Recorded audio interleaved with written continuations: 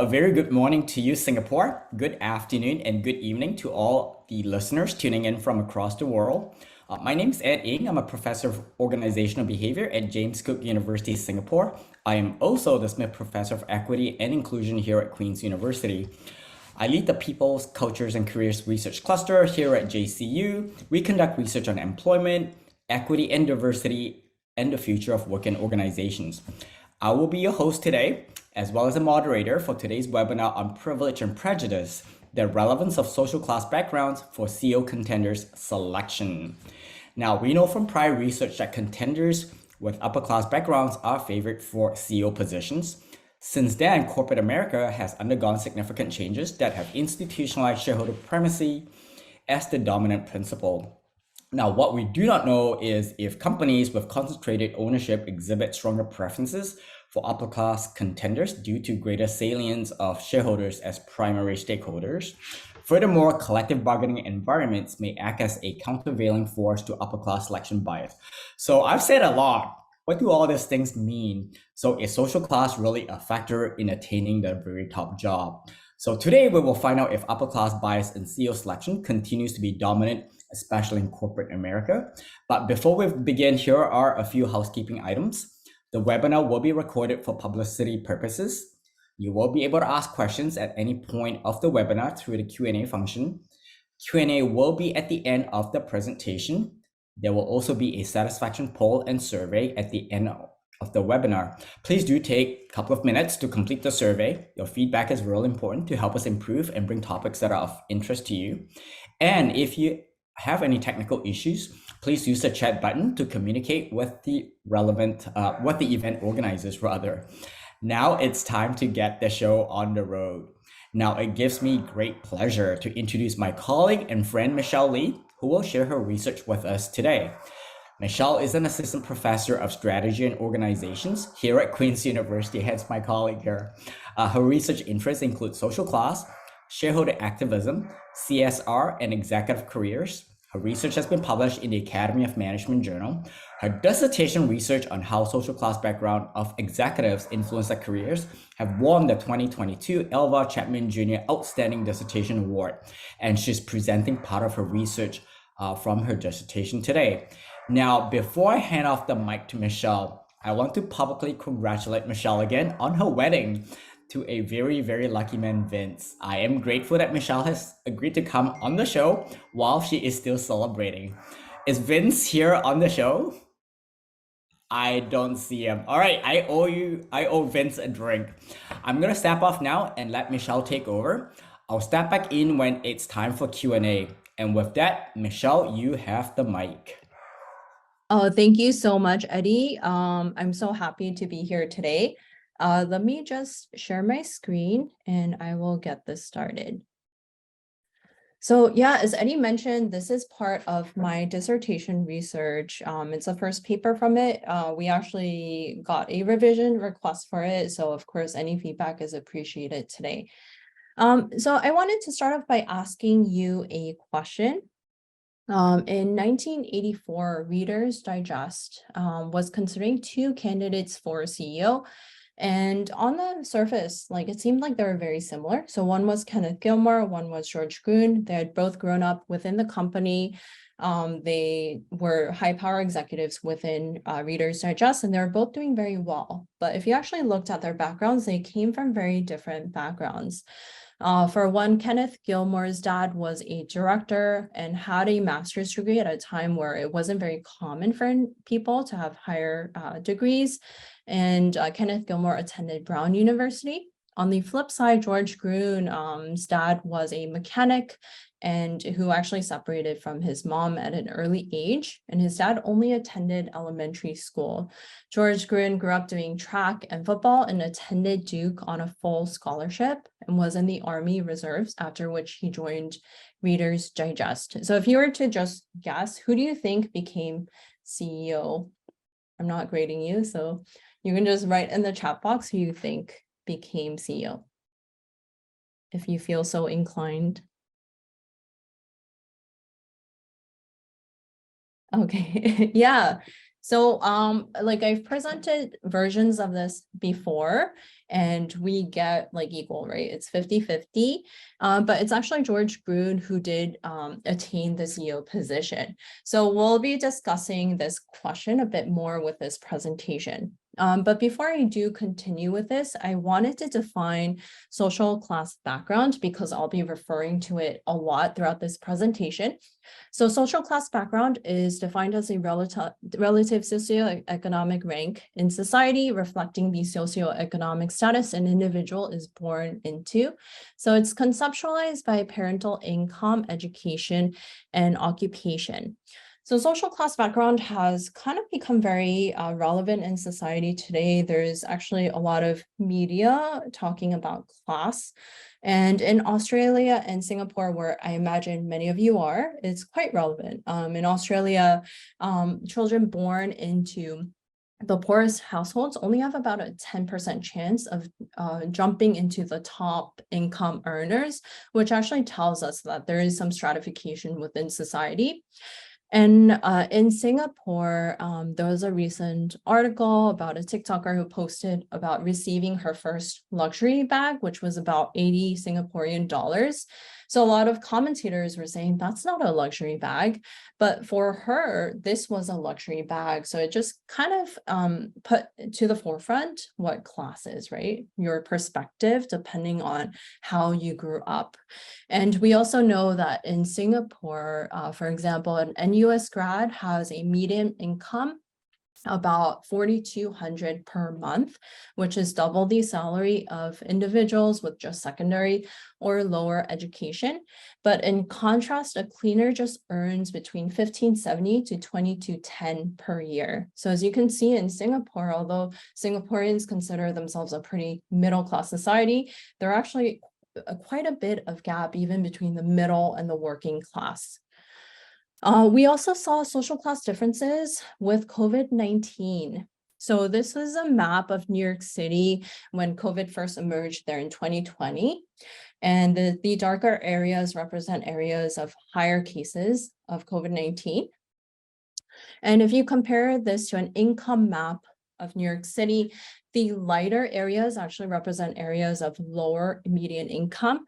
And if you compare, actually, a lot of these cases of higher COVID correspond to these lower income areas. So as you can see, there are COVID differences or social class differences in the emergence of COVID-19. And in fact, those at the poverty level are much more likely to get sick from serious illness from COVID-19 than those who just have incomes that are greater than 50,000, which is like a median income in the US.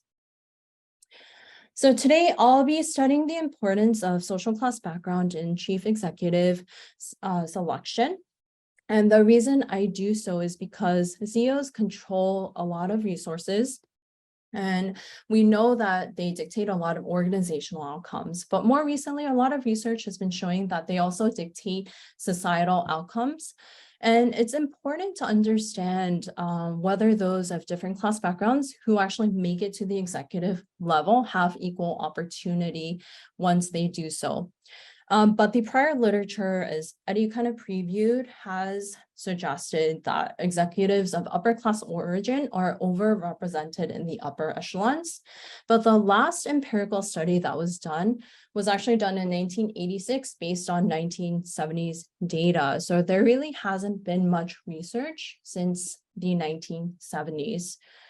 And before I go into this research, I did want to discuss how social class is inferred because it's important in considering how social class comes into play in chief executive selection. So social class, there's a large body of literature in social psychology and as well as OB, which shows that people infer social class almost intuitively and immediately, and they're often able to place the social class of an individual, and they're often quite accurate about it. But for boards of directors, when they're considering their candidates, these cues can often come from informal exchanges through cocktails or dinners, interviews or resumes. And in fact, my interviews with boards of directors confirmed this. They talked a lot about their side conversation, informal meetings where they met with candidates, and they're able to actually kind of pick up on these cues from candidates' personal narratives. So just when they talk about hobbies and interests, as well as affiliations, and talking about parents' occupation is a big clue to your social class background. So part of the reason why there may be an upper class preference in CEO successions is that there's some difficulty in entering that pool of eligible candidates that comes from societal structures and differences in educational backgrounds that give different advancement opportunities to different individuals. But we know from that USEAM and Caravel study that was done in 1986 that social class background mattered even for executives. So it mattered greatly and determined whether you became CEO or not, and whether you got board seats even after you retired. And the literature on CEO selection here suggests that CEO selection tends to be subject to considerable biases and implicit preferences. So we can look to implicit leadership theories from social psych research, which suggests that leadership selection is driven by evaluators' perceptions of the degree to which a person fits the prototype of leadership. So often evaluators' assessments of leadership candidates operates through an intuitive and automatic categorization process that separates those who fit the prototype from those who do not. And we know from existing literature on corporate elites that upper class background may be part of the leadership prototype in corporate America. And for a lot of these for-profit corporations, shareholders are especially important to them. CEOs' responsibilities often entail engaging with shareholders, managing their expectations, and addressing any grievances from shareholders. Because of this, board of directors are kind of tasked with this responsibility of selecting a CEO who is most capable of delivering on shareholders' interests, but they often lack the ability to identify the best performer. So because boards of directors then are inclined to consider elements in contenders' backgrounds to decide who is the most likely to be compatible with and elicit favorable receptions from their shareholders. So the net effect here is that directors tend to favor CEO candidates whose social class backgrounds more proximally align with their principal stakeholders and their cultural predispositions. So from this kind of baseline, my research questions are: how has the preference for upper class candidates changed over time with the rise of shareholder primacy in corporate America? And what organizational factors amplify or suppress the effect of social class on CEO selection? So since USEAM and Caravel study, there's been a rise of shareholder primacy principle. It's really gained dominance in corporate America as a macro institutional logic in the business context. And what this represented was really this shift away from viewing the business as an entity with multiple objectives to multiple stakeholders, to an entity that had to weigh all decisions with shareholders' financial interests being of the most importance here. And basically it came along with this trend in shareholders becoming more powerful and cohesive.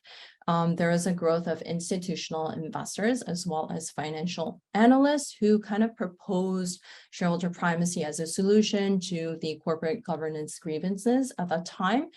And due to this, there was a increasing focus on profitability and this increasing salience of shareholders as a primary stakeholder group during this time from the 1970s on. And what we see here with the rise of shareholder primacy was an institutional process that gradually appeared in corporate decisions over time. It basically spurred a lot of decision makers towards choices that appeared the most justifiable from a shareholder's perspective, and basically altered the prototypes of individuals who are deemed worthy of possessing managerial authority in companies. And because of this, directors started to gravitate towards CEO contenders whose backgrounds seemed more culturally concordant with their primary constituents. So in hypothesis 1, I hypothesize that a CEO contender's upper class background will have an increasingly positive effect on their selection prospects during the period from 1970 to 2013. This shareholder primacy principle predicated on this growing recognition that shareholders are the most critical stakeholders, such that all decisions were made considering and reflecting their interests. So this is amplified when stakeholders are more concentrated, or shareholders are more concentrated in their ownership relative to when shareholders are much more dispersed, as it used to be previously in corporate America. And what research has shown is that a few investors with a lot of equity representation can actually lead to a lot of changes in corporate practices. For example, there has been greater sensitivity of executive compensation, and there's been strategic changes to firm stock prices as a result of a few stockholders amassing more power. So a company's tendency to reflect the dispositions of these affluent investors will actually be stronger when the organization's equity is concentrated in the hands of a few investors rather than when it is widely dispersed. So in hypothesis 2, I propose that the more concentrated the ownership of the firm, the more positive will be the effect of a CEO contender's upper class background on their selection prospects. But we know that from prior research on shareholder primacy, there's been a lot of studies which did show that it dominated in corporate America at the time, but some firms were actually able to resist and exhibit behaviors that ran counter to its tenets. So here we argue that collective bargaining agreements with unions will cause some firms to be more resistant to the influence because the process involves a direct negotiation for workers and their rights. And it basically directly involves employees with company management, and it increases their salience to company management. And research here has shown that collective bargaining agreements tend to increase firms' willingness to consider the perspective of other stakeholders, and they're more likely to attend to the interests and preferences of other constituents, not just shareholders. So they're more likely to resist the dominance of shareholder primacy. So directors in these companies with collective bargaining agreements will operate with an understanding that the incoming CEO's job requires a more expansive focus and engaging with different stakeholders with different interests. So the diminished salience of shareholders should allow for a more balanced consideration of individuals of other class backgrounds. And it may be possible that board members here might view a lower or middle class background as a signal of competence for having beaten the odds to attain that position. So in hypothesis 3, I propose a CEO contender's upper class background will have a less positive effect on their selection prospects when the firm has a collective bargaining agreement with the union than when it does not. So as a summary, these are the hypotheses. The temporal trend and the concentrated ownership represent a more ingraining amplification of shareholder primacy, whereas collective bargaining agreements represent a suppression. And in terms of my sample, it's important to note here that for most CEO succession studies, a control group is not available. Most of these studies have been done kind of sampling on those individuals who become CEOs. But because my theoretical focus is on whether social class background matter for ascension to the CEO position, I had to identify a true reference group who was considered for the position, but not actually selected. So I started off with all S&P 1500 companies and narrowed down to a subset for which I could identify at least 2 individuals who competed for the CEO position and whose social class background information could be attained. So as you can imagine, this is not an easy task. I use public census records, which are available 72 years after publicly. So I went back to the 1940 and 1950 censuses, and I collected social class information that identified the parents' income, education, and occupation for these pair of contenders born on or before 1945. And to find the actual contenders, I, along with a team of RAs, searched articles describing the succession event and the events leading up to it. And we were able to identify individuals who reported to have been contenders, actually considered for the CEO position, but not actually selected. And in the end, I was able to get information on 454 CEO contenders who competed in 227 CEO selections. And it's important to note that the vast majority of observations occurred in the 1980s and 1990s, although the data is a stretch from 1970 to 2013. This is an example of a news article that actually named contenders. So as you can see here, it names 2 other executives who are considered contenders for the presidency. This is a sample census record in 1940. I don't know if you can see, but you can actually see like the occupation written here, executive, as well as the income, and the education is around here. And you can actually see everyone who's in the household at that time. And I had to corroborate all of these census records. So I use additional information like sample birth records, birth certificates, to trace these individuals and verify that it was a right individual. And just to give you an understanding of the sample, so I have a larger sample of like 1,600 individuals for which I was able to find the social class background information who became CEO. And in this larger sample, what you see is that this is a box plot, by the way. So the box, the middle line represents the median, the bottom line is the 25th, the top is the 75th percentiles. So as you can see, it's skewed high in the sample. But to just put things in perspective, a 9th grade education put you in the 75th percentile of the population at that time. 7th grade was the 50th percentile.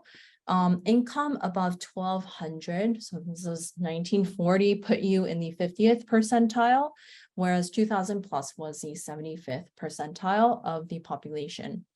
And to measure occupation, I used Duncan's socioeconomic index because it draws from a broad population. It's a broad national sample from NORC, which is the National Opinion Research Center. And they've been shown to have strong replicability and stability over time. So in terms of my analyses, my main dependent variable is the CEO selection. I had my main independent variable is social class background. So I did just want to quickly add that there's been a lot of studies on social class in sociology, psych, econ, and they all use different measures. So I think a lot of econ studies use income, a lot of sociology uses occupation or education. But I think most social scientists would agree that a comprehensive measure of social class background would capture all of these different things if you had that information. And it's because they all represent access to different forms of resources. So if income can represent access to material resources and opportunities, whereas parental education and occupational prestige allows you access to different networks. And so all of these kind of come together and represent different aspects that you have access to. So because there wasn't really a measure that incorporated all 3 aspects, I created a reflective index of social class background. So I standardized these scores of parents' occupation, education, and income, then averaged to create this measure. Temporal trend was just a count variable, which took on 0 for the first year in 1970 and 43 for the last year. Concentrated ownership was collected from 13D filings, which are filed by investors who own 5% or more of a corporation. And then collective bargaining agreements came from the Department of Labor's website, which lists these collective bargaining agreements. For companies that were missing, we actually double checked with the annual reports because it's often listed whether they have any open collective bargaining agreements with any labor unions. For the analyses, we use fixed effect logistic regressions. So this was to control for any firm level effects, any firm level variance, which may influence the selection. And these are suitable for modeling these discrete outcomes like CEO selection. So our models basically eliminated or accounted for all between firm variation, and it allowed us to identify the role of social class in these successions. And to kind of supplement, we also use two-stage least squares to mitigate endogeneity concerns that come from omitted variable biases. So to have good instruments, you need to have instruments that predict your main independent variable, which is the social class of the contender, but only through that variable, but doesn't affect the actual outcome. So I was able to figure out two instruments. One is the average social class in the county that the parents resided in the census, as well as the number of household servants employed by the family. So both were highly predictive of our main independent variable. And the test actually showed that there are strong instruments, but there was a test that showed that it wasn't significant, suggesting that social class background is not endogenous to the outcome of interest. So we just ended up just using firm fixed effects analysis, but we do have additional analyses where it's instrumented. And then we tried to control for human and social capital explanations, because firm and institutional factors were controlled for with firm fixed effects. So things like number of boards served, which represent social capital, your years of education, all of these we try to account for. And these are the results. I'm going to zero in on them. This isn't actually what I'll go through, but I did want to note here that some controls here that were significant included years of education, whether you had accounting or finance experience. It was actually negative in predicting whether you became CEO. The number of board seats that you had, and the number of prior industries that you worked in. So in hypothesis 1, we propose that a CEO contender's upper class background will have an increasingly positive effect on their selection prospects during 1970 to 2013. And in the analysis, what you see is that the coefficient of the interaction is actually positive and significant. So hypothesis 1 is supported. And I graphed it here. And what this graph shows is that an upper class contender in 2010 has a 68% greater likelihood of becoming CEO than a similarly situated contender in 1980. So it shows strong support for hypothesis 1. Hypothesis 2 proposed that the more concentrated the ownership of the company, the more positive will be the effect of a CEO contender's upper class background on their selection prospects. So here too, you can see that the coefficient of the interaction is positive and significant. So an upper class, so this is supported, and this is a graphic. And just to put this in perspective again, an upper class contender has a 32% greater likelihood of becoming CEO when a firm has high ownership concentration than when there is just average level of ownership concentration.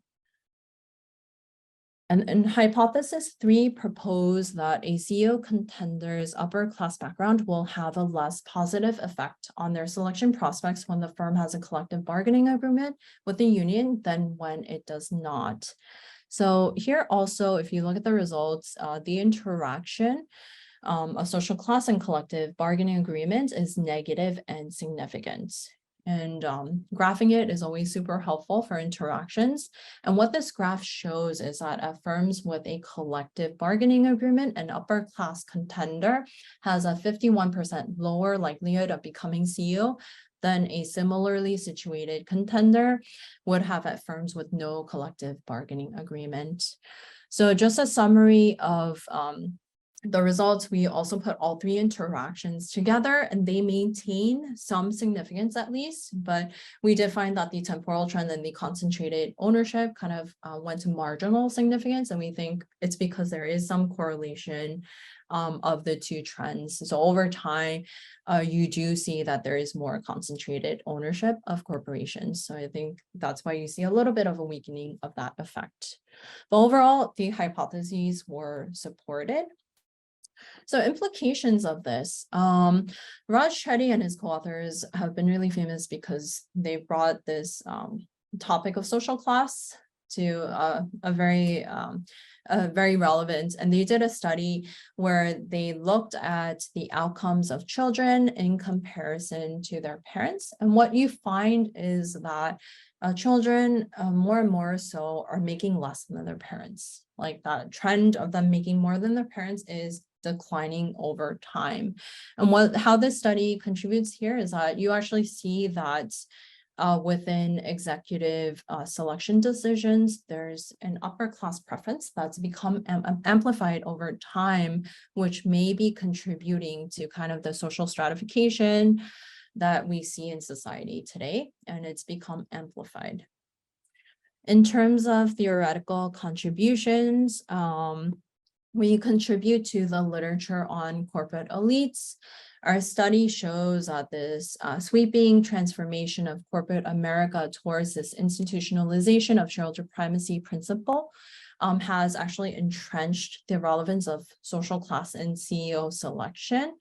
And by providing evidence that shareholder primacy is actually intensified rather than reduced class biases, our study unpacks the implications of this macro institutional change in corporate America for intergenerational mobility and class composition among elites in the United States.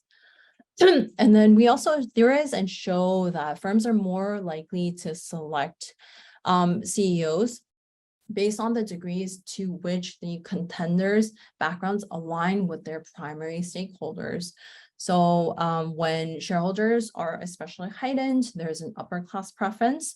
When other stakeholders like employees are heightened, it seems like it seems to counteract this upper class preference in executive decisions. And then finally, we contribute to the upper echelons literature, which has demonstrated that CEO social class backgrounds have implication for firm behavior. But what we propose here is that actually social class background might be a mediator of the effects of stakeholders' characteristics and preferences on firms' actions. It might actually represent stakeholders' compositions rather than an actual effect of just the CEO themselves. And more generally, we offer a more complete portrayal of the reasons that the population of major US companies may gravitate towards certain strategic behaviors. So a stronger preference for upper class individuals in the CEO selection process may be combined with this tendency of upper class CEOs to make riskier decisions, causing a proliferation of risky behaviors even among major companies. And in terms of future directions, I think this can be explored in many ways. There's a lot of opportunity if you want to look at other institutional or industry contexts. So in our study, we kind of controlled for it with firm fixed effects, but I think it would be fascinating to look at how it differs. And also to look at how social class is relevant in promotions in other levels. There's been quite a few studies kind of looking at entry level, but there really hasn't been a lot like in mid-level of the organization. Then I think it's also important to enlighten pathways for social mobility for employees from humbler origins, because that story of becoming a CEO contender, there are some of them that we hear about in the popular press, but we don't really like know the pathway. So it'd be great to see more research on this. Thank you so much for attending this webinar. And now I'll open it up to any questions from the audience. Hey, Michelle, thank you. That was wonderful. Thank you for, sharing your fascinating research on CEOs and social class. Um, for the audience, you can actually ask Michelle questions by using the Q&A function, chat function on the system. But before I get, by the way, you might see a second Professor Eddy. That's me. Actually, that's a colleague of mine who couldn't locate the link, so I shared my link with my colleague here from JC Singapore. I believe it's Kai Chen. So that's why you see a second Eddy right there, but that's just one of me. All right. Hey, Michelle, I've always been wanting to ask you this. What got you interested in studying CEO social class? Yeah, so I guess initially I think I was aware of social class growing up in New York City. So I think just personally growing up in New York City, you see a lot of class differences. You encounter people in very different life situations. But also just seeing my parents who are immigrants from Korea, kind of start off with nothing and experiencing some social mobility sparked my interest in social class. And then I became aware of that the census was public after 72 years. And I realized, oh, I can collect social class information for CEOs and executives. And I think that's kind of what spurred my interest, like an innate interest in social class, and then realizing there's data available. Okay, I love the answer. I mean, nothing could be more relevant than, being able to identify, right, with the research. Hey, why is it important to have CEOs from diverse socioeconomic backgrounds? Oh, so the research that is out there that has looked at CEOs of a different class background suggests that if you have like someone from a different class background, there's a fascinating paper by Don Palmer and Brad Barber that I recommend everyone reading. But what they show is that diversification waves that were initiated in the 1960s were actually initiated by the CEOs of lower class backgrounds. So it suggests that they might be able to come up with kind of more innovative strategies or different strategies than kind of what's out there at the time. So I think Okay, it's important for diversity. Okay, that actually is really, really critical. I do have several questions here from the audience. So, first question here is from an anonymous attendee. How does your study relate to responsible leadership? I think to a certain extent, what we're hoping to find out is what are some of the advantages of having CEOs from diverse socioeconomic backgrounds, and in particular, lower socioeconomic backgrounds? Is there a link there with responsible leadership and maybe even CSR?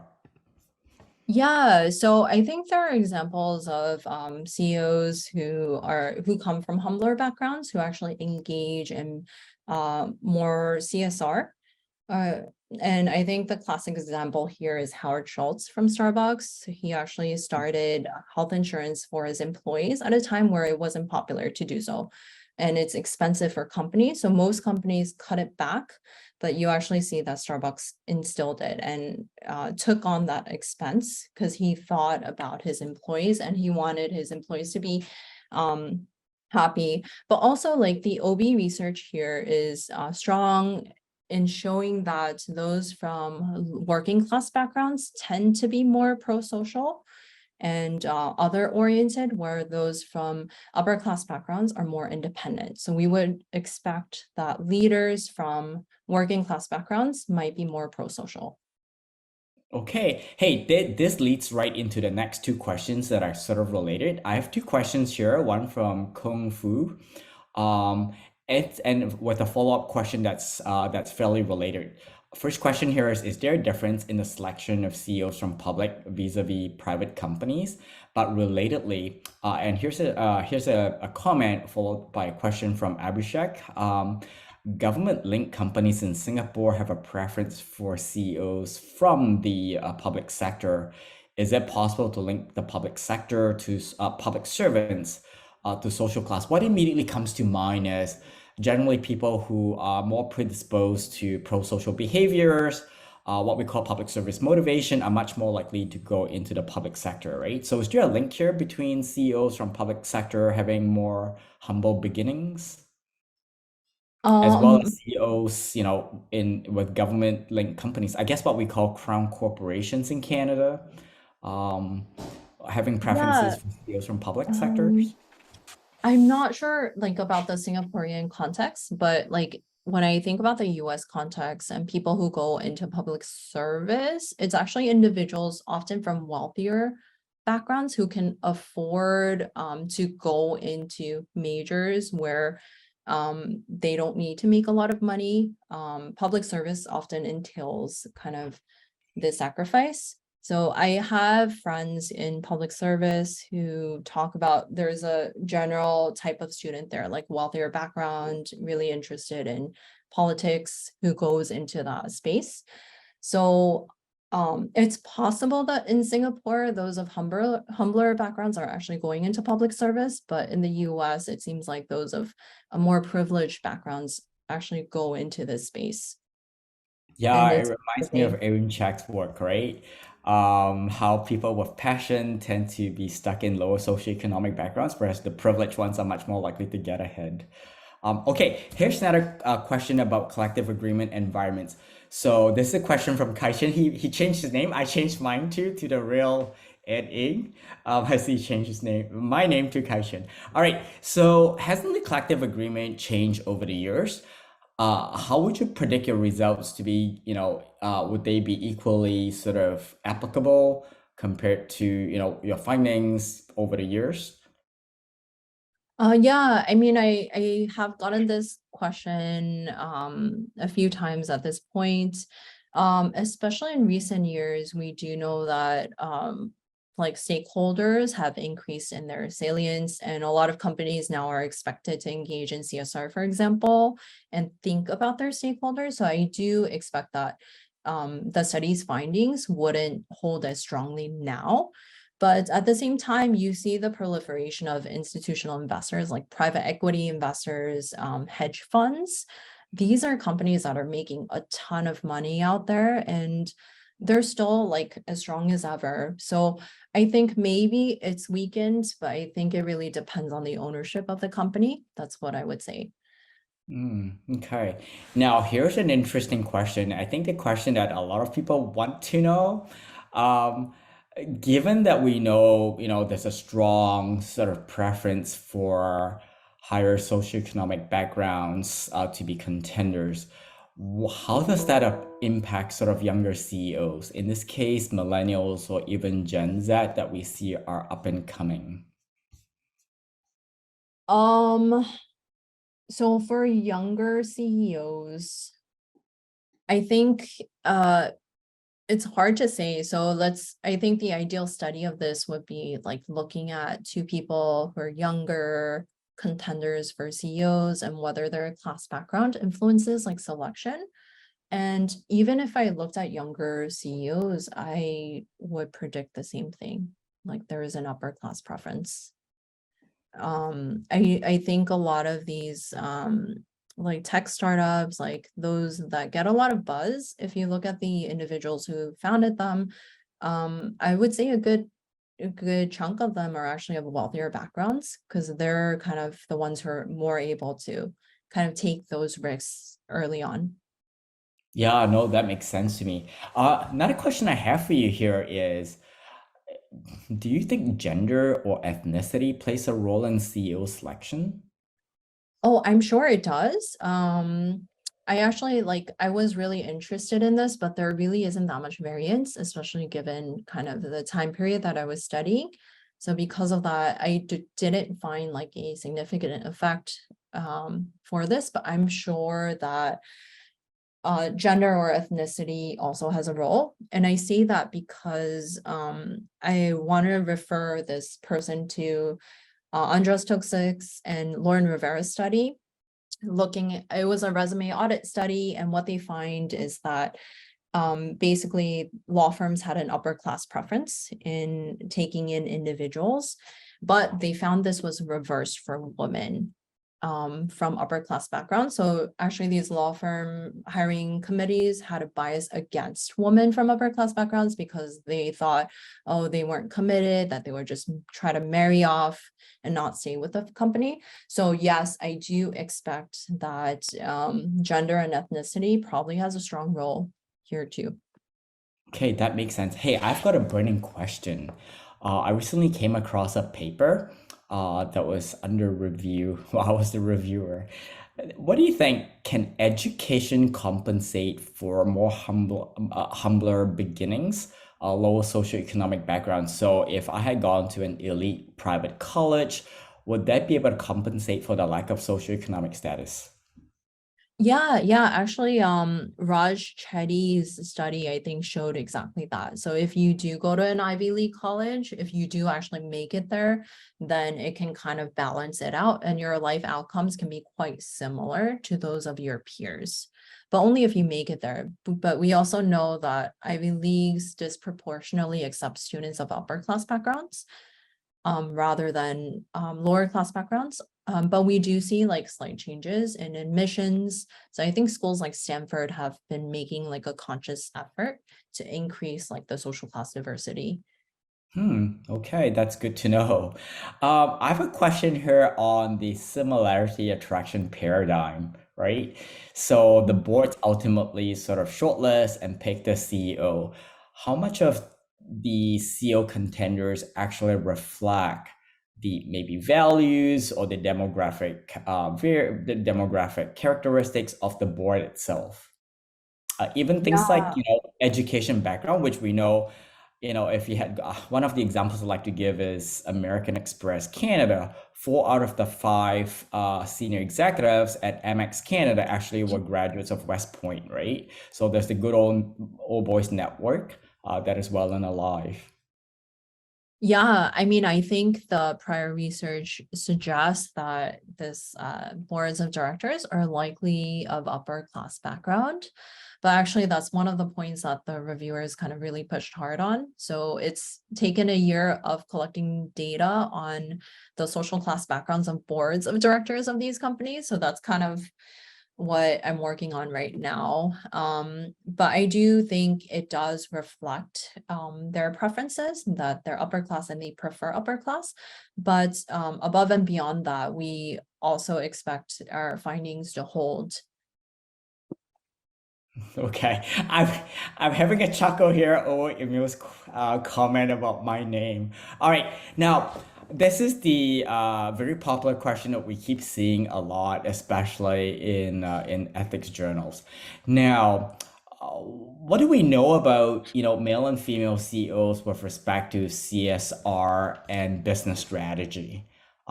Is there a gender difference there? Yeah, there definitely is a gender difference, and there's literature looking at like female CEOs and how they work. And I think one is not only do they engage in more pro-social activities, for example, they're expected to do more CSR because of the gender expectations that people have of women. And I'm trying to remember kind of the work on the strategies of female CEOs, not just on CSR, but there definitely are differences between female and male CEOs. Okay, that's what I expect to find as well.